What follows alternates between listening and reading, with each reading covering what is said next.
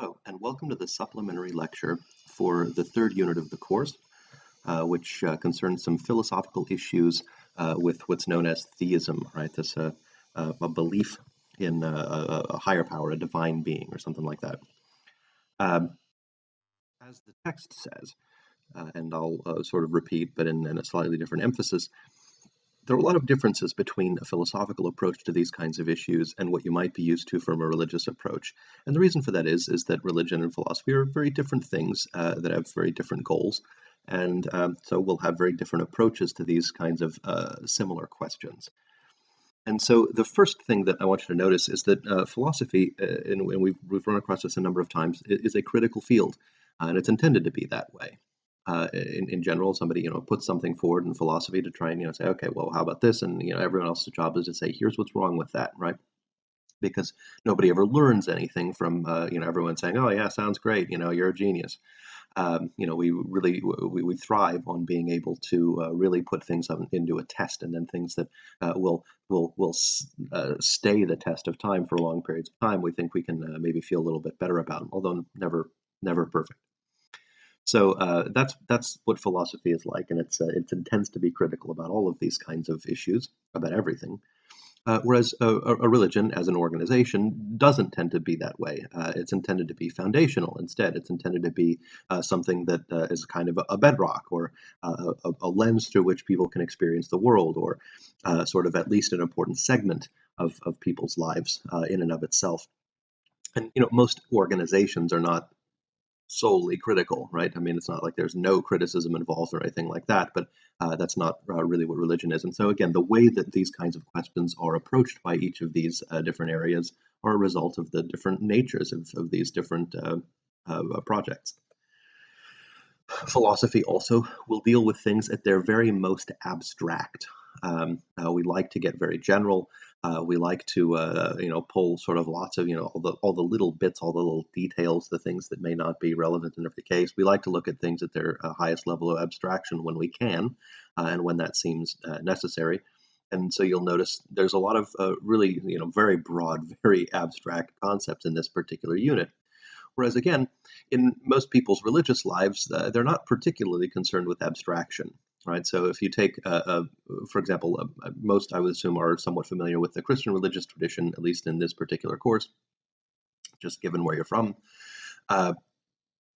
If you go to a church service, for example, there's not really all that much abstraction going on here. People talk about God in a very personal way.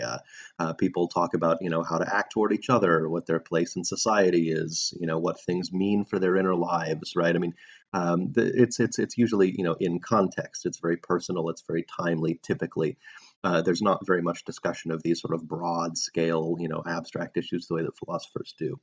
And so again, there's another difference. And then finally, the purpose for this unit really is to develop critical thinking skills by sort of highlighting questions in everyday life that are often unexamined.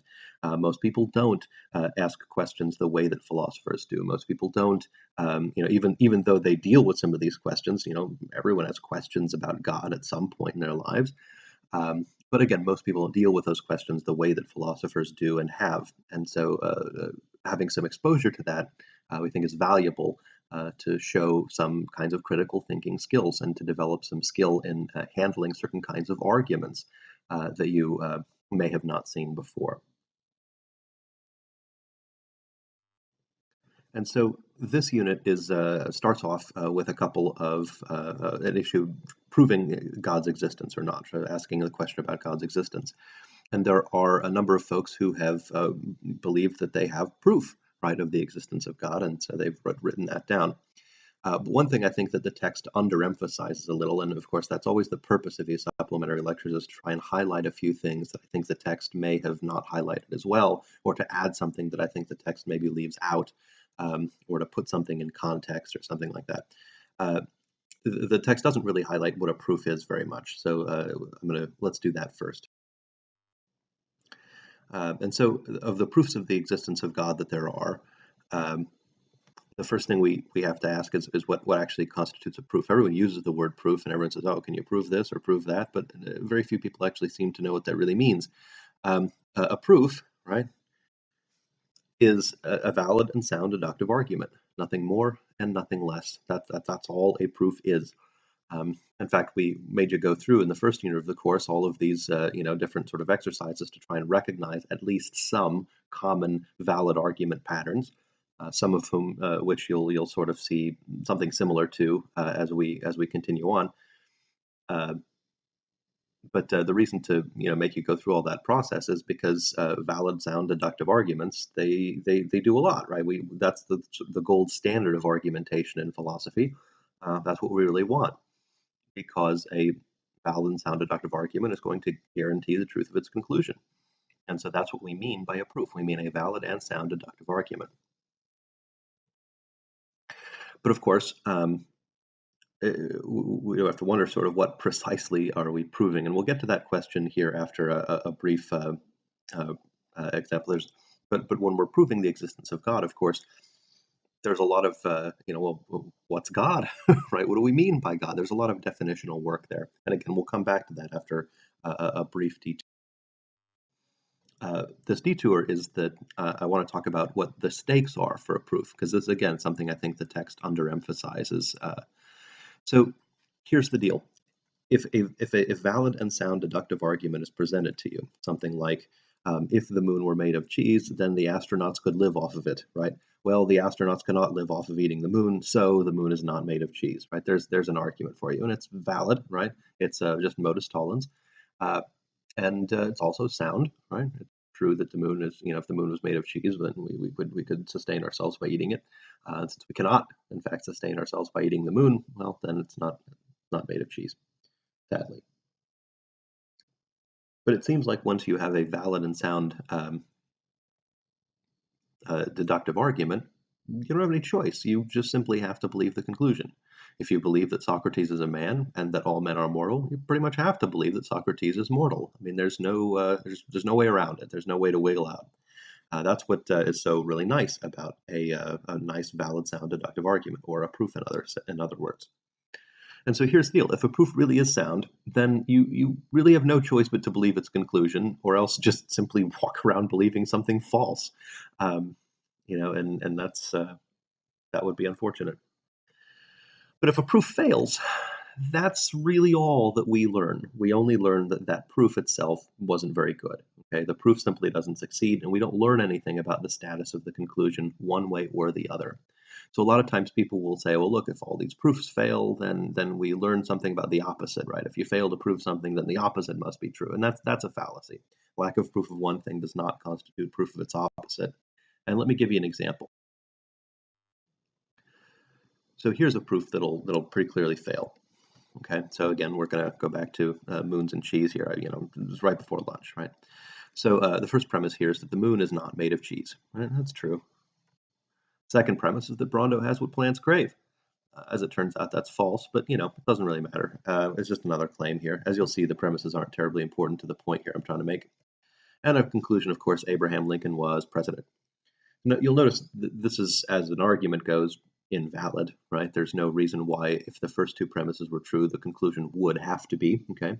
That the truth of the premises would not guarantee the conclusion. In other words, the conclusion could be false even while the premises were true. That's all logically possible there. So it's an invalid argument. And of course, if premise two is indeed false, then it's also, well, it's unsound if it's invalid anyway. But premise two is also false. So there's a lot of problems. This is a bad proof. It was not selected to be a good one. So does that mean that Abraham Lincoln wasn't president after all? Well, no. That just means that this argument simply didn't prove that he was. Okay, and that's really what we're looking at when we talk about proofs, right? So those are the stakes. Okay, so now let's get back to the question: what are we actually trying to prove here if we're doing a proof of God's existence? And this is the first thing that many people sort of notice. And the text mentions this, but again, I think the text could play this up a lot more and make more of an issue out of this, is that the kinds of things that a philosopher is looking for or is using as a definition of God are things that at least some religious traditions have as part of their concept. But it's not. It's just not the same thing, right? And what you end up proving is something again very abstract. and very general, and not necessarily the God that any particular religious tradition would say, oh, yeah, that's ours. And so here it goes. So when you're proving the existence of God, most of these God proofs will involve some set of properties, like, for example, omnipotence. Okay, this property of being all powerful. Okay, well, many religious traditions include a god or gods that are all powerful. Some do not. Some have gods that are very powerful, but they wouldn't say they are all powerful. Zeus, for example, couldn't do anything. Right? Could do a lot, right, but not anything. And so that is again a concept that some religious traditions share, others do not. But it's part of the sort of classic philosopher's god of the kinds of proofs that we're going to be taking a look at. Another of these is the omniscience. This is the all-knowing. Okay, and again, if we're just going to use two examples in the Christian tradition, very often God has been portrayed as all-knowing. Not in every Christian tradition, but many of them. But for example, in the ancient Greek tradition, well, I mean, again, Zeus doesn't know everything. In fact, none of the gods knew everything. They knew a lot, but part of the whole plot of most of those stories is that there were some things they didn't know and kept from each other and stuff like that. Okay. And then there's this notion of omnibenevolence, okay, this being sort of all good. We call these collectively the omnis. And so these three things form what is called the philosopher's God. Okay. This is, like I said, highly abstract and doesn't necessarily match up to any particular religious tradition, certainly not all of them. There are even ancient Christian traditions, for example, Gnosticism, that hold that the creator of the universe is in fact not good at all. In fact, was an evil god, and that the secret teachings of Jesus let you escape this prison that was made for you by the evil god. Right, and so again, you don't necessarily have to have any of these concepts to sort of have a god, and some of them match up well to some religious traditions, and some of them match up very poorly to other religious traditions, and that's worth being aware of. But in this case, these three omnis are the sorts of things that they say, okay, look, if we can prove that some all-powerful, all-knowing, all-good thing exists, it would be reasonable to call that thing God, and that's at least true, right? That seems at least halfway reasonable. And so those are the classic properties. But in addition to these, you'll notice that some of the arguments involved are going to involve another couple of properties. For example, the property of being creative. Right? Just because there's a God doesn't necessarily mean that it had to be the creator, but that's the idea. Sometimes that's what people are aiming to prove, right? That there is a creator of some kind, that God is a creative thing. That's one of the properties they're trying to prove. And finally, oftentimes people will appeal to certain goals or motivations that God has, some idea of what things were supposed to be like, what they're supposed to be for, etc. And so those are sometimes part of some of these arguments about the existence of God or the nature of God. And so we'll keep track of these as we go. And I think, again, the text underemphasizes this a little bit. And so that's one of the things I wanted to do is add this information in. And so let's talk about the first of our proofs of the existence of God. This is what's known as the ontological proof. This one's a classic. Okay, the word ontology is from ontos. It's a Greek word meaning being, right? So it's a proof of the being of God, right? Um, and Saint Anselm is the first of these thinkers, writing darn near 1,000 years ago. Um, and very early thinker on this topic. There's another one by the sort of Enlightenment era, or I guess early modern philosopher René Descartes, a Frenchman, who also gives a version of an ontological proof that people will often see. If you want to read his version, just Google it. Google Descartes ontological proof, and then it'll take you right there. So ontological proofs are interesting, and we're going to use St. Anselm's. The text supplies that one as an example. And so we're going to take a look at it. Now, of course, we made you do all that stuff about valid and sound arguments and deductive structures and all that business in the first unit of the course. Made you do the worksheets and all that stuff, and don't think you could just forget any of that here. And I'm a little perturbed that the textbook didn't in fact go this extra step and formulate these arguments, and so that's why I'm doing it here. Is that each of these proofs, well, I mean, if a proof is a valid and sound deductive argument, then somebody's got to actually supply the argument with its proper structure and everything like that to really be able to discuss it and take a look at it in the detail it's supposed to be seen. So here we go. an ontological proof looks like this. First premise, and this is Anselm's first premise. This is how he did it. He says God is. So this is the is of definition, right? God is that than which nothing greater can be conceived. Right? It's kind of a bit of a tongue twister, and it's I mean it's just the way that we translate the phrase. He originally wrote in Latin, sort of corrupt medieval Latin, but Latin nonetheless. So so this is this phrase that than which nothing greater can be conceived. If you want to turn that more into something like modern English, think God is the thing that you can't imagine anything greater than, right? Or it's the greatest thing you can possibly imagine. Maybe put it that way. Okay? So God is the greatest thing you can possibly imagine. So there's your definition. Right? The second premise of his argument is that he's going to use this phrase, this that than which nothing greater can be conceived, right? This sort of definition of God is the thing, the greatest possible thing you can imagine must exist. He says, right? So notice it says God is this thing must exist, therefore God must exist, right? The argument pattern here is A is B, B is C, therefore A is C. Clearly a valid pattern. And so it's a valid argument, but it's pretty easy to construct a valid argument, right? Once you get the hang of it, once you pay enough attention to the actual language and be really strict about it. And so here we have a nice valid argument. The question is it sound, right? Are these premises actually true, right? And so we might let him slide with that first definition. It seems like a reasonable definition. But it's going to be that second premise that's going to really generate all the discussion. In fact, Anselm himself is going to sort of give a little more support for this, right? And so his support for this second premise is they say, look, if you can imagine this thing not existing, then it is by definition not the greatest thing you can imagine, right? And so you have to imagine it existing, because if you imagine it didn't exist, well, that wouldn't be as great as imagining it and imagining it existing, right? And it's kind of a fun little, sort of cheeky argument here, right? And so there's something about this argument that people have found appealing and yet completely unpersuasive for the most part. People are like, okay, I guess I get that, but I don't know. I don't think it actually really convinces me of anything. And the reasons why not are usually very interesting. So it's generated a lot of discussion over the years. But that's the argument. That's how the argument works. And so let's circle back and say, all right, now if this argument, if we take it for granted, what properties of God does this entail, right? What kind of a God does this prove?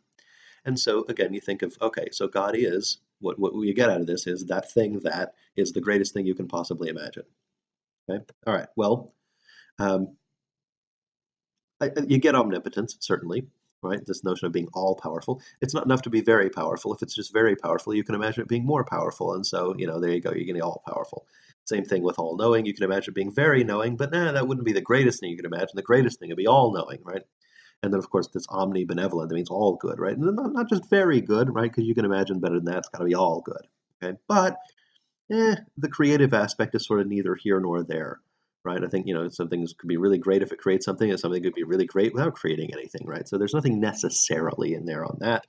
And there's nothing necessarily in there about any sort of goals or motivations, aside from just the goodness, right, that we get from the omnibenevolent thing. So this proof aims purely at the kind of, again, philosopher's God, the omnipotent, omniscient, omnibenevolent, right? And so that's what you get out of the proof if the proof succeeds. Notice it's not necessarily the particular God that came to Moses in a burning bush or any other. It's just this being that has it's all powerful, all knowing, and all good. Right? That's all. It would be reasonable to call such a thing God, but again, it doesn't exactly match up with the God of any particular religious tradition. Certainly not all religious tradition. So here's what actually makes Anselm's writing so cool. It's that when he circulated this proof, right? He came and he thought, hey, I think I've come up with a pretty good idea, and hey, wouldn't it be useful, right, to have just a proof of God's existence, right? So he circulates this, and some other people who were reading it. One of them, who's a monk of his time, named Gondolo, of whom we know really nothing. So Gondolo writes an objection. He says, well, I kind of think there's a problem with your proof, Anselm. And so what Anselm does when he receives this is that he says, "Oh, that's interesting." So he writes a reply, but he puts the Gonerloh's objection right into the text, and every time he sends it out again, he keeps that objection in there. He says, "Okay, yeah, here's a problem," and that's clever, right? It may be a real problem with my view. In a sense, what Anselm has done here is it's one of our first very early examples of what we now recognize as good scholarly discourse, right? Where people say, here's a view, and here's a criticism of that view that's like a real criticism, and here's my response to that criticism. Now I'm inviting more.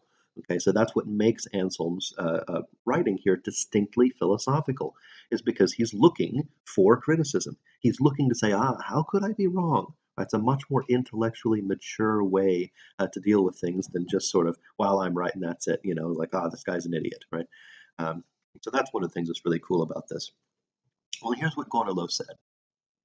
He came up with a counterexample challenging the second premise. And again, it's easy enough just to read it in the text. But basically, he says, I can imagine a perfect island, but of course, imagining that perfect island doesn't mean that island has to exist, right? And he's right about that. And of course, Anselm does have a reply here, and again, you can read the reply in the text, but the summary here is, look, it's only the greatest possible thing you can imagine that necessarily exists, right? It's, look, you can imagine a great island, but that's not the greatest thing you can imagine. You can imagine a great airplane, but that's not the greatest thing you can imagine. There's only one greatest thing you can imagine, that's God, right? And that's why he says the proof really only applies to just that one greatest, right? Not just any great thing in its category or something like that. And again, it's a reasonable reply. And so one thing I do wish the text had brought in is actually Kant's reply. I think Kant has sort of explained why most people don't, after all, find the ontological proof particularly convincing. And it's not because it's invalid, it's because, again, that second premise is false, right? Just because you can't imagine something as not existing doesn't really mean that it must in fact exist. That just means there's a problem with your imagination. And in fact, Kant's reply is I think, explains in a decent way. I've paraphrased the text a little bit because Kant was actually a terrible writer. More on that later. So here's what he says. He says, so it is with the concept of an absolutely necessary being. Annihilate its existence in thought, and you annihilate the thing itself with all its predicates. How can there be any room for contradiction? God is omnipotent. That is a necessary judgment because omnipotence is part of the definition of God. If God's existence is asserted, then the existence of an omnipotent being is being asserted. But when you say God does not exist, you are not saying that God is not omnipotent, but you are saying that there exists no omnipotent beings. All of the necessary predicates of God disappear if the subject is never asserted in the first place. There is no contradiction in this. It may be contradictory for God not to be omnipotent, but it is not contradictory for God, however defined, to not exist. Right. And so, for example, if you use, if you say, look, it's necessary that a triangle has three sides. Okay, this is a thing that if you're going to imagine a triangle, you can't imagine it as not having three sides and still imagine a triangle. It's part of its definition. But you can avoid imagining triangles at all. There's no contradiction in that, right? Again, just because you can imagine it and it has to be a certain way when you do, doesn't mean it actually exists. Okay. And in fact, triangles do not actually exist. Triangular shapes exist, things that remind us of triangles. But of course, a triangle is a two-dimensional object, and anything that actually exists is made out of matter, which is three-dimensional. So there aren't any actual two-dimensional objects. So in any case, just because you can imagine something and just because you have to imagine something a certain way doesn't mean that that thing actually has to exist. And so the ontological proof does fail, right? It doesn't work. And so the consequences of that, it was interesting, but it didn't work. Again, for some very interesting reasons. It looked okay initially, right? But it takes some sort of subtle examination to really detect the trouble. And that's going to be the case for most of the arguments we'll take a look at. So let's move on to the second one that I wanted to say something about, which is the cosmological argument. It's another sort of very, very famous, right, a proof of the existence of God. There's been a number of these throughout the history of philosophy. The one that the text uses, probably the most famous one, is Thomas Aquinas's, although he derived this part of his proof almost entirely from Aristotle, who was writing, about 2,500 years ago, roundabouts. And so just again, cosmos in Greek, where we get the word cosmological from, means order. Okay, so a cosmos, right, is an orderly place, right? If we live in a cosmos, we live in a place where all the rules are followed all the time. Okay, so the opposite of that would be to live in a chaos. Okay, the opposite of cosmos is chaos in Greek. Now, of course, in Greek you spell it with Greek letters, but we'll go ahead and use English letters for your benefit. And so that's the idea. Is if we live in an orderly place, the only way to explain that order is going to be to a proof of God's existence. And so here's how it goes, right? Here's the actual, again, premises, conclusion, deductive structure that would be required to actually have a proof. So the first premise of this argument is that every effect has a cause. Now, you might look at yourself and say, well, wait a second, did we spend an entire unit talking about that one and not necessarily come to a particularly strong conclusion one way or the other?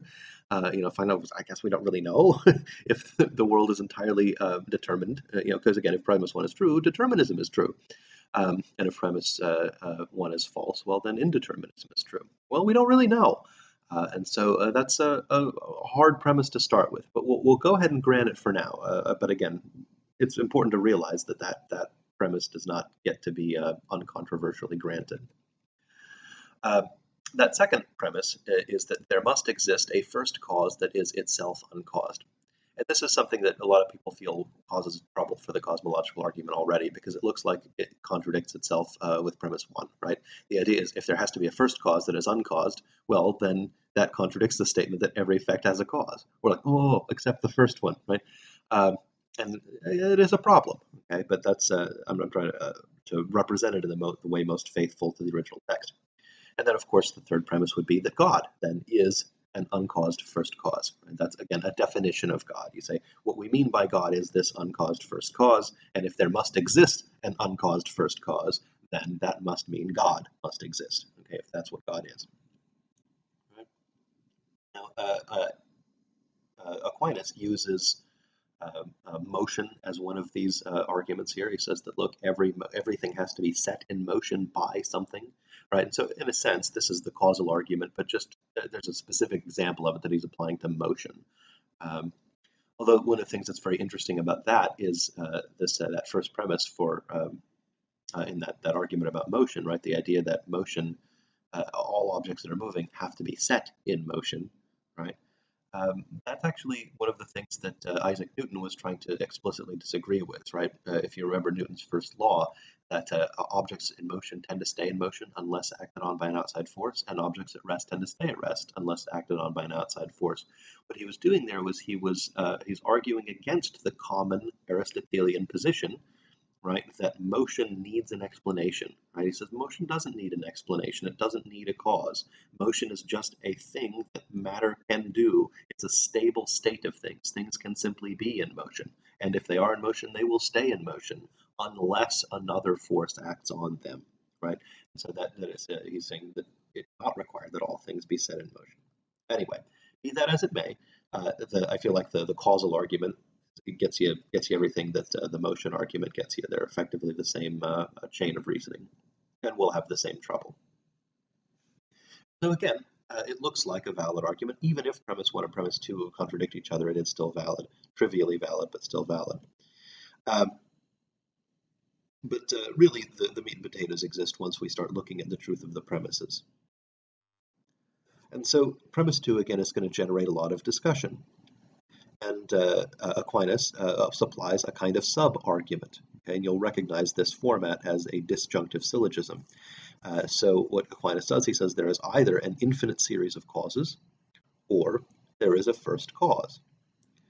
And then he argues that an infinite series of causes is absurd, because then nothing would be able to cause the first one, right? You'd have another cause for that one and a cause for that one, and it would just keep on going forever. And he thinks that would be ridiculous, right? And because Aristotle thought that would be ridiculous. It's one of the few real sort of crummy arguments that Aristotle manages to supply. There's a few crummy arguments, but this is one of the ones that I think he'd take back if he had a little bit more time to think about it. And so again, you see this as a disjunctive syllogism. It says either there's an infinite series of causes or there is a first cause. Well, and since an infinite series is absurd, well, then there must be then that first one. That's where we get the second premise. So let's examine this reasoning for a bit. Now, again, if we grant it, right, if we say, oh, yeah, great, the proof works, good proof, Aquinas, and what do we get out of it? Well, notice one of the things that's interesting about these kinds of arguments, at least the ones that are based all the way back in Aristotle, is that it gives us something so highly abstract. We get very few properties of God generally, right? We don't get a God that looks all that gaudy, right? Really. Uh, for example, omnipotence doesn't necessarily come along with this line of reasoning. You think, well, wait a second, did you have to be all powerful to be the cause of everything? It's like, well, no, actually. All you have to do is be powerful enough to be the first cause. And that doesn't necessarily mean all powerful. It doesn't particularly even mean very powerful, just powerful enough to be the first cause. Also, aside, doesn't have to know, honestly, it's something to be a first cause. It doesn't have to know anything, right? And so we don't get omniscience out of this necessarily.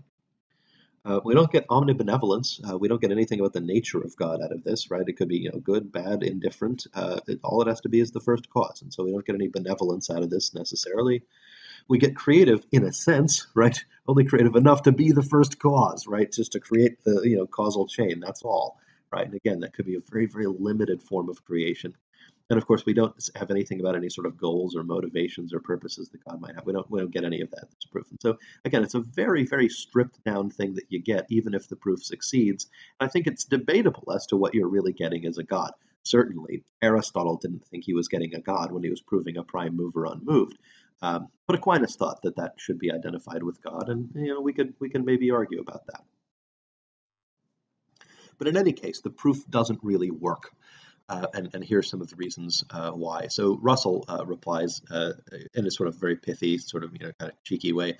If something is going to exist without a cause, why God? Why should it be God that exists without a cause, and not just the world? He says, why not save a step and just say, yeah, no, the world exists without a cause. Great, if something has to, and of course he doesn't think that something has to. But that's one way to respond. But the other way to respond in a little more detail is to challenge premise two, right? Uh, in a sense, the central mistake of this proof is that there actually is nothing absurd about an infinite series. Okay, and the way that Aquinas and Aristotle argue against the legitimacy of an infinite series is mistaken, right? It sort of falls apart. So I'm going to give you an analogy that shows you why that reasoning falls apart. And so it's like arguing that there can't be numbers without a smallest number, right? And that you can't have a smallest number if you have this infinite series, right? Because 0.01, that's smaller than zero point 0.1, and 0.001 is even smaller. And so, of course, 0.00, you can just keep adding zeros and keep getting a smaller number, right? And so, since you can do that forever, well, you don't ever have a smallest number. That means you can't have any numbers, right? Well, no, it doesn't. You can have numbers even if there is no smallest number. You can have numbers even if there is no largest number. There's just nothing absurd about an infinite series. And an infinite series of causes would be no different. You're making a sort of mental mistake when you say, well, look, an infinite series of causes is absurd because nothing would cause the first one. Well, the reason nothing would cause the first one is because there simply just isn't a first one, and there's nothing absurd about there not being a first one, right? So it's just a little confusion there, and it's, I guess, a forgivable mistake, but it is a mistake, and so the proof doesn't end up working. And so we get another proof that fails, and this is more or less common. Most proofs of God have something wrong with them, and what that means is that those proofs just don't work. Right? It doesn't really mean anything about the conclusion. Now, of course, the text, I wanted to highlight this other thing. So the text talks about a lot of, sort of arguments for God's existence, but only some of them are considered proofs. Only some of them are even intended to be deductive arguments. Some of these others are supposed to be sort of arguments in favor of the idea, but they're not precisely proofs. And so I'm going to put them in this sort of non-proof category. But they are still arguments that people make. And the first of those, a very, very common one that people will make, is called the design argument, or the design hypothesis, some people will call it. And this is Aquinas' fifth proof is a version of the design argument. And also the most famous version of it's given by, again, William Paley. So this illustration about a watch and a watchmaker and all that stuff that, again, very famous, very widely read, and it's in the text, so go ahead and read it. Now, one of the things that's interesting about this kind of reasoning is that it's what's called abductive, not deductive. Okay, it's not supposed to be a deductive proof where here's a premise, they work together to generate this conclusion. Instead, what it says is, hey, look around, here's what you see. What's the best explanation for what you see? Okay. And when you're doing that, you're doing what's called abductive reasoning. It's not deductive reasoning. It's a different kind of reasoning, has a different standard for success and all sorts of things. Not strictly speaking a proof. And one of the things that makes this a little confusing is that if you, for example, read a lot of Sherlock Holmes, um, you'll notice that what Sherlock Holmes does is he approaches a situation, sees a lot of things, and say, what's the best explanation for all of these things I see? And so really, what he's doing, even though he calls it deduction, he's doing abduction, right? That's abductive reasoning. It's not deductive reasoning. Very little of what Sherlock Holmes did was actually deductive. Arthur Conan Doyle simply used the wrong word. But he was an author, and a very good one, not a logician, right? He just didn't I think, understand the relevant distinction there or something like that. It's fine. It's not a big deal. You can enjoy the books anyway. But in any case, an abductive argument is about finding the best explanation for a thing, and that's what the design argument purports to be. And it's kind of a psychological argument in a way, and I think that this is something I'd like to sort of add to what the text says about the design argument, because it does provide you some reasonable information about it. The readings it has are pretty well chosen. But I wanted to add that I think the design argument is sort of psychological in a way, right? The idea is that it's going to use some sort of psychological fact to try and be the best explanation. It says something like this: "Says, look, if I were the omnipotent, omniscient creator of the universe, this is just how I would have done it." Right? There are all these sort of rules that everything follows, and everything seems to have a place and a function and all that sort of stuff. And you say, yeah, there's some harmony and stuff in there. That's how I would have done it. And so obviously something kind of like me in at least some way did this. And that's the intellectual move. And when you put it that way, it all of a sudden doesn't sound like a really great intellectual move. And that's because it isn't. And the reasons that it isn't, again, are present in the reading. So I'm not going to sort of spoil them, but they're all in there. And so a lot of people find the design argument persuasive for a time, but when you look at it really closely, it's not a great one, not a great argument.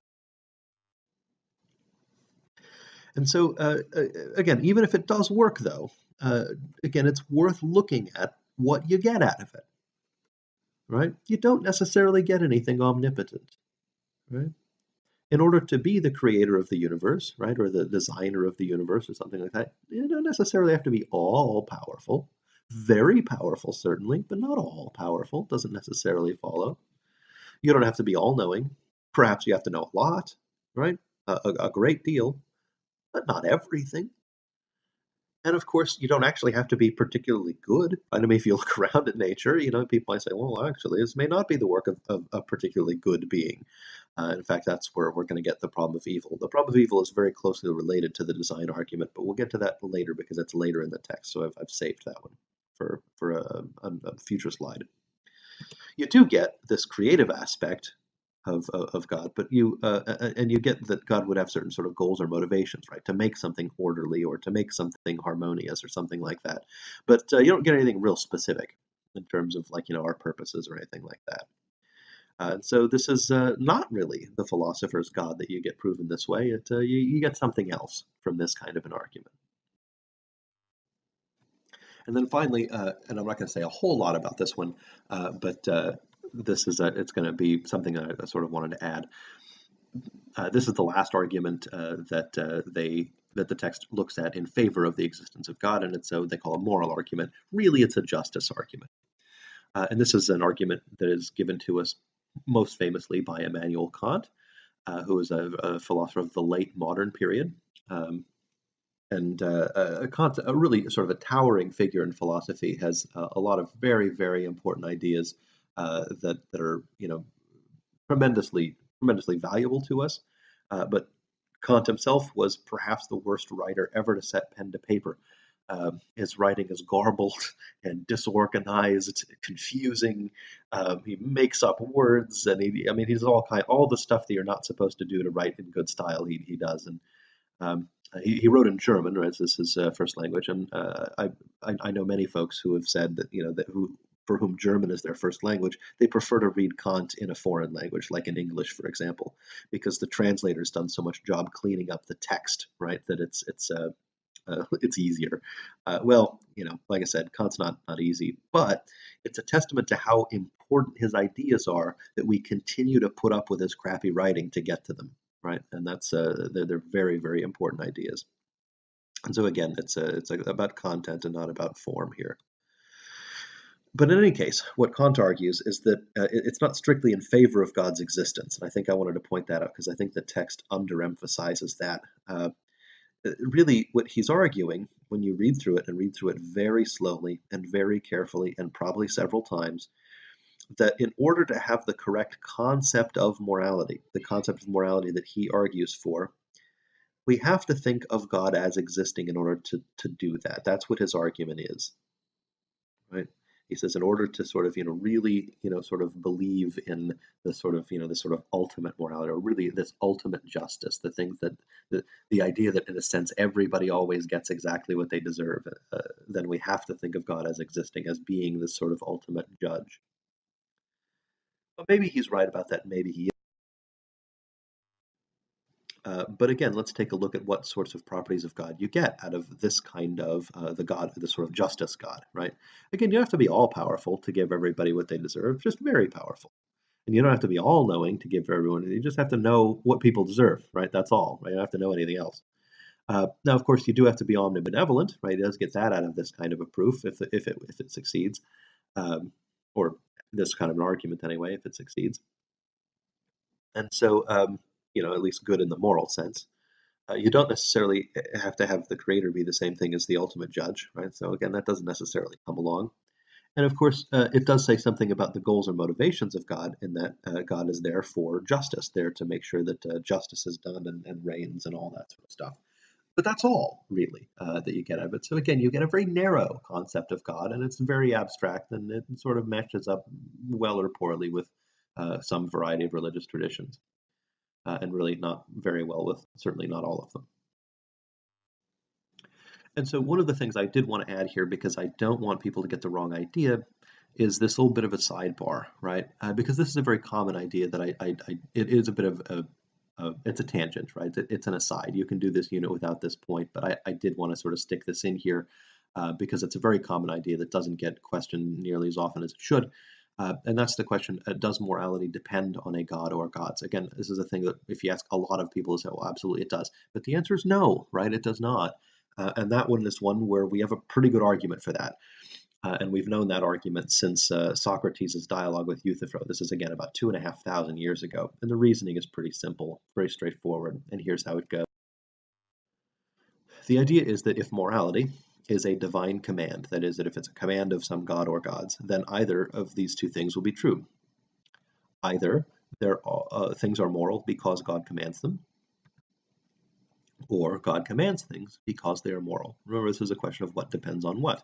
And so either one thing depends on the other, or the other depends on the one. These are the only logical possibilities here. So all possibilities are addressed. And it turns out that either one of them are going to be problematic for this idea that morality is a divine command.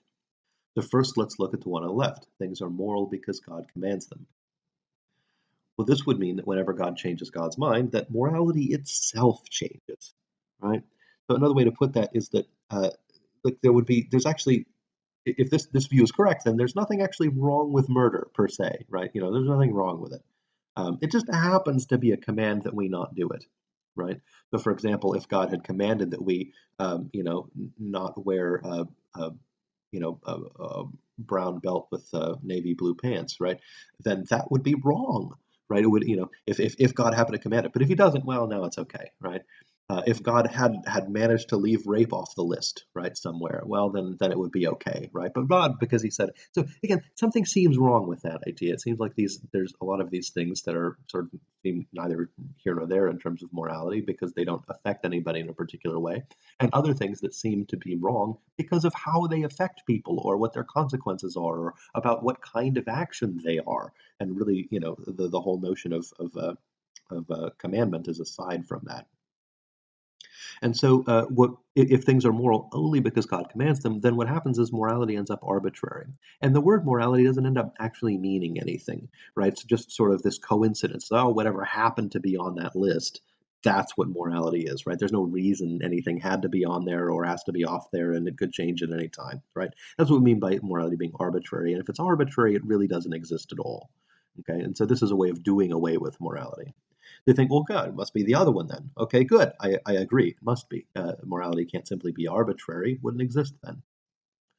Well, so here's the thing then. If God commands things because they're moral, then that means that there are reasons why things are right or wrong, and that God responds to those reasons, or God recognizes those reasons. But if that's the case, then those reasons do not require God at all. That is, morality would be independent of God, right? So morality would not require divine command. Right? And so either there is no morality, or it doesn't require a divine command, and this is what we call the euthyphro problem that arises when you think that morality requires a divine command, and so it doesn't. All right, so to some extent, this last problem here, the problem of evil, is going to be a little bit misplaced. And so what the text does, it goes through a bunch of arguments in favor of God's existence, a couple of which are intended to be deductive proofs, and a couple of which are meant to be other kinds of arguments. Uh, the problem of evil is intended to be a deductive proof, but it's intended to be a proof that God does not exist, rather than a proof that God does exist. And so we're going to take a look at this one as well. And this one, again, very, very common. And I think everybody who's ever, really thought about this has eventually come across the problem of evil, or it's occurred to them to say, "Wait a second, if God is so good and powerful and everything, why do some things suck?" Right? Pretty much everybody who comes across this or thinks about this for the first time thinks, "Oh my God, I'm a genius! I've come up with this thing that no one has ever come up with before." Frankly, we've been talking about the problem of evil for thousands of years. Um, so here's how it goes. Here's one way of constructing the proof. Right, this is again a proof of the non-existence of God. So the first premise says God is omnipotent, omniscient, and omnibenevolent. Again, it's just a definition. Okay, this is the is of definition here, and what they're doing is defining the standard philosopher's God. Which again, not all of the arguments in favor of God's existence intended this, right, or got to this exact God. But again, this is the version of God that's being targeted. The second premise says that an omnipotent, omniscient, and omnibenevolent being precludes the existence of evil. And this reasoning is well contained in the text. You can read all about it. But it basically says that, look, if you have something that's all powerful, all knowing, and all good, then it would be ready, willing, and able to make a world without evil, right? And so there shouldn't be any. Okay, that's a reasonable kind of a premise. And then, of course, the third premise, they just kind of look around. Everybody, evil exists. And they divide evil into different categories, right? Of course, there's the moral evil, that is the bad things that people do. And then there's what we call non-moral evil, and that's just the bad stuff that happens, right? So things like, like intestinal parasites. Who needs those? What are those supposed to be for? Earthquakes, volcanoes, people who talk in movie theaters, whatever, right? Well, actually, those would be moral evil. But in any case, if you put those three premises together, if you say God, you define God a certain way, and say that that kind of a being would mean there couldn't be an evil, but evil exists. Therefore, right, God can't. Okay, so again, it's a valid argument. The question is, are the premises true? Is it sound? And so there's a lot of different approaches to this particular problem, right, to this particular proof. You can fill whole volumes with just this one, because again, we've been talking about it for thousands of years. Theodicy describes the project of dealing with the problem of evil, and there are broadly three things you can do with this. You can just accept the argument, say, okay, fine, there's no God, it's proven, right? Some will do that. I don't think that's the best move because, again, I don't think the argument's actually that good. But second, you can say that God lacks at least one of the key properties, right? If you accept the argument, at least you can get out of it by denying the first premise, right? You can say, well, look, we're misdefining God right at the beginning there. So really, God is not all powerful, right? Or really, God is not all knowing, or God is not entirely good, right? And that's what explains the existence of evil. So there can still be a God; it's just not going to be that God, right? So that's one thing that people may do. But also, you can, I think the most popular approach is to say, well, look, there's not actually any evil, right? This denies premise three. It says, despite what looks like evil, there isn't any actual evil, right? There's only what appears to be, from our limited human perspective, evil, right? And this sort of lets God off the hook. And again, various people find that variously persuasive. But notice all of these approaches concern taking the argument as it exists pretty seriously and saying, yeah, it's valid and it looks, to be, it's going to deny the soundness of at least one of the premises if you're opting for one of these options. I think there are other approaches that don't take the argument as successful as it. Um, and so I just want to say that this particular section of the text is really, really good. Okay, so they give you the argument itself, and then they give you the very lengthy but very thorough and very clear explanation of various ways to deal with it and how some of them do and don't really work very well that J.L. Mackie supplies. And like I said, it couldn't be clearer. Mackie's a really excellent philosophical writer, very good stuff. And the famous theologian John Hick replies directly to some of the concerns that J.L. Mackie raises and opts for a particular kind of defense, right? A particular kind of interpretation that gets him out of the problem of evil. It's going to be a kind that will essentially deny the existence of real evil. Um, uh, uh, at least sort of in the long run. And then there are, of course, a couple of folks who reply directly to Hick's solution, right? And so you've got this really wonderful intellectual call and response that, as the readings are very well chosen. They're very good. Read them very carefully, okay? But in Hick's response, I wanted to note something that when he's saying, look, if we're going to be opting for a very particular kind of an understanding of God based on responding to the problem of evil, here's what he ends up getting. He does end up getting, he keeps omnipotence, right? He keeps a God who's all powerful. He keeps a God who's all knowing. He keeps the omnibenevolent. So he keeps all these three things, right? These three things that lead to all the trouble. And really highlights this extra purpose. This is sort of say, so look, we have all these things, and we have a creator who has certain goals and motivations. Right? And he explains the existence of evil as being a byproduct of the goals and motivations of the God that he says here. And so he says, aside from the fact that, he says, counter to the argument of evil, the argument of evil says that no omnipotent, omniscient, and omnibenevolent being should ever create evil. He says, well, it depends on what that being is actually trying to do. And so proposes a view of God where it would make sense for even an omnipotent, omniscient, and omnibenevolent God to have a world that contains evil like we witness in it. Okay? Again, some people find that persuasive, some people don't. But what I wanted to highlight, because I don't think the readings quite do this, is this psychological aspect to the argument itself. Remember I had said earlier that the design argument and the argument from evil have an awful lot in common with one another. I actually view them as two sides of the same coin, and I'm not alone in that one. And this is one of those very rare times where I tell you what I think at all, because most of the time it doesn't actually matter. But this is a case in which I'll sort of break that usual policy. Um, David Hume, for example, a very important philosopher, also thought this. He thought that the problem of evil and the design argument were sort of responses to each other, that you use one to respond to the other one.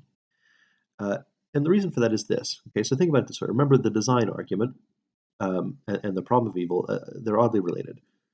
The design argument, if you'll remember, had this psychological component where it said, well, kind of what we're relying on is this idea that, hey, if I was creating a universe, right, then this is kind of how I do it. I do it with this sort of order and organization and stuff. And so if we see a universe that way, well, then it has to be because something like me made it, right? Because that's what I do. Right? Now, the problem of evil is also psychological in a very similar way. It says, hey, look around, everybody. If you were the omnipotent, omniscient, benevolent creator of the universe, is this how you would do it? Right? Certainly not. I wouldn't put mosquitoes in it, right? I wouldn't do all these things. I've, all this suffering, and it seems like I could avoid that, wouldn't I? Right. But the fact is that both of these arguments really break down at that point. Okay. So again, now imagine you're going to a store and you're going to buy some wine or something like that. Well, so look, maybe you buy the bottle that has the prettiest label. Maybe you buy something you've had before. Maybe you'll buy something that they have like a little tag that says it's good or that has like flavor notes that you tend to like. And really, look, either you're going to like it or you're not. But the idea is that maybe imagine you knew a little bit more about wine, right? Just add a little bit of knowledge. Okay. And then maybe you would pick something entirely different, perhaps something that's actually a lot more expensive than the thing you would have bought before and been perfectly okay with. And so this is just one example of how a little bit of knowledge can change your evaluations of things. It can change how you make decisions. It can change what you decide. And of course, a little bit of knowledge changes what you decide about all kinds of things. Now imagine being omniscient. If you can, how much would that change about what you would do? Now, again, we have all these other stories about power. Okay, for example, one of the famous stories about power is Plato's old story about the ring of Gyges. Right, it's this magic ring that somebody finds that allows him to turn himself invisible. Right, you'll recognize something familiar in that. That's where Tolkien got the idea. But anyway, the idea is that what happens to this guy is pretty much what happened to Gollum, right? He ended up sort of sneaking around and getting into all sorts of trouble, and he turned out to be just quite a jerk because he all of a sudden had a little bit more power than everybody else. He had a power that nobody else had, right? And it corrupted him. It made him a very bad person, um, or at the very least, a very different person. And so again, if just a little more power makes you a different person than you are now, again, try and imagine being omnipotent. And of course, I don't think anybody would actually regard themselves as omnibenevolent. I mean, I think people try and imagine that they're good, but I don't think anybody's under the illusion that they're perfect. Now, try and imagine being perfect, right? And I just don't think we can imagine any of those things in any way. And so this whole psychological move breaks down at that point. How would you even know what kind of universe you would make if you were omnipotent, omniscient, and omnibenevolent, given that you have no earthly idea of any kind and can't have any idea of what that would be like, right? So the psychological argument that stands behind the design argument really falls apart, and the psychological argument that stands behind the problem of evil really falls apart. So I don't think either argument is successful, and that sort of just leaves us, well, neither one of them works. And so that brings us to the final section of the course, which I'm not going to say a whole lot about, aside from just highlighting a couple of things, because again, this is another section I think is really, really well done. Okay, the readings that are in here are very well chosen. They're well excerpted. There are a lot of them. They really should be read very carefully, but they're very good. So one of the things I wanted to point out, though, about this is that this represents a shift in branches of philosophy here. We're sort of shifting the question a lot, going from the previous sections to this last section of the course, or of this unit anyway.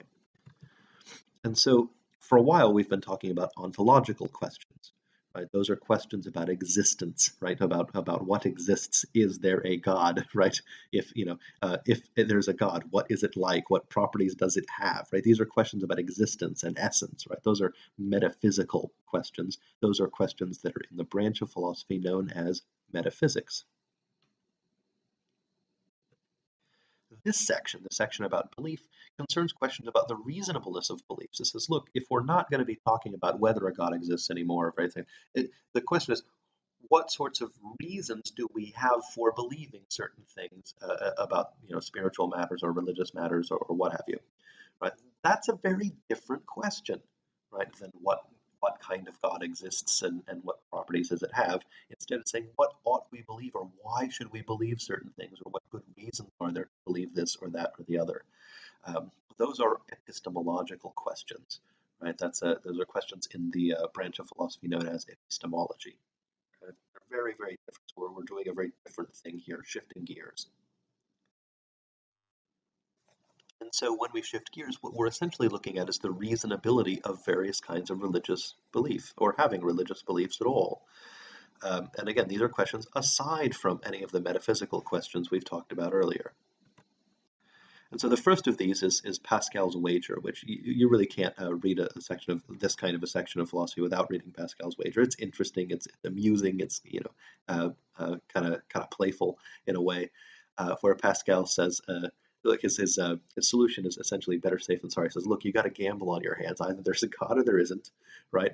And if there is one, and you guess wrong by saying that there isn't one, well, things might go badly for you. But if there is one, and you sort of guess right that there is one, then things might go better for you. And so it's essentially a better safe than sorry argument. It's again playful and interesting, but ultimately, there's a lot of problems with it. I feel like the text should have highlighted some of those problems a little bit more clearly. For example, it justifies way too much this kind of a better safe than sorry principle. So, for example, imagine we've got sort of your traditional Christian God that people talk about, but imagine something like the flying spaghetti monster who favors pirates, for example. Pirates are the favored people of the flying spaghetti monster, and you want to say, look, either the flying spaghetti monster exists or it doesn't. So that means that if you want to hedge your bets here and play it safe, you want to sort of walk around, talk like a pirate, and take to the seas and start raiding merchant vessels, right? I don't know, right? I mean, all of a sudden the wager looks a little sillier. Then you say, okay, well, is that really better? And of course you can invent any story and say, well, for all you know, it might be true. So you better sort of go for it. But now imagine a story like this one. Imagine that there's a very powerful god out there. Say it's Cthulhu, right? And Cthulhu will sort of, subject you to eternal torment if, right, and only if you make your decision about religion based on Pascal's wager. And if you make your decision based on anything else, you're fine. But if you use Pascal's wager, you're going to be, sort of eternally suffering. And so, for all you know, that's true. And so that means that you shouldn't do Pascal's wager because of Pascal's wager. It's again, it would just sort of make it paradoxical and sort of self-contradictory. But anyway, it does fall apart. It's not a very good argument, but it's interesting anyway and kind of playful and fun. These other ones are much less playful, much more serious, but also much more well-founded. Right, they're very serious reflections on just what our role is and what evidence we have to believe certain things. And the first of those is Clifford's position, which is a very conscientious, very serious-minded position about about responsibility. Um, and how responsible we are for maintaining our beliefs well. In fact, Clifford argues that it's irresponsible, immoral even, to believe that for which you lack very good evidence. Um, and again, I think we should take his reflection very seriously. I think, again, it's a very conscientious, very serious reflection on what our duties are to keep our mental lives up, right? That our beliefs are very, very important, right, to a variety of things, not only who we are, but how we interact with the world, and that we have quite a lot of responsibility in maintaining them. And so Clifford's going to err on the side of, look, if you don't have very strong evidence for a thing, you really shouldn't believe it. You should not commit yourself to it. You should withhold judgment. Now, of course, William James is of the view that not all beliefs have the same evidentiary standard. He says there are some beliefs that that you can commit yourself to with a different kind of or less evidence than other kinds of beliefs, based on the kinds of beliefs they are. And the distinctions that he makes, again, read his work, read it very carefully in the unit. And he thinks that religious views are of a very particular kind, right? They don't have the same evidentiary standard as other beliefs, and he's going to argue ultimately that it is reasonable to pursue various kinds of religious beliefs. Of course, Kierkegaard is the third of these, who says, essentially that religion is an offense to the intellect, frankly, but that it can still be worthwhile to believe. And again, his reasons for saying so are interesting. And again, it's a difficult read. Kierkegaard is not the most transparent of thinkers. It's not always easy to really get what he thinks out of here. But again, read slowly, read carefully, probably read more than once, and you'll at least gain something interesting there. Again, it's a very serious reflection on what one ought to believe, or at least why one ought to believe certain things. And so it's another perspective. And I think each of these perspectives is well chosen. There's some tension that they have with each other. They can't all be right, actually, but those are they're good perspectives, and hopefully they'll make you doubt, right, whether whether you've got all the answers. Uh, if you're ever asked, hey, do you have all the answers? Safe bet is no. So in any case, those are the things I wanted to highlight about this particular section. There's a lot in here. Um, and certainly it's going to require a lot of very careful reading, a lot of very careful thought. That's one of the things that sort of gets neglected, right? When you're doing sort of classwork, part of time should be spent reading this stuff, probably reading it more than once, reading it very slowly, very carefully, writing things down, and some amount of time just thinking about it, right? Something people don't do a lot is to just stop and think about a difficult and interesting, highly abstract topic. One of the kinds of skills that people develop in philosophy that is as valuable, can be transferred to other things. And that's largely what this unit is meant for, is to get you to think about things in a particular way. So have fun reading.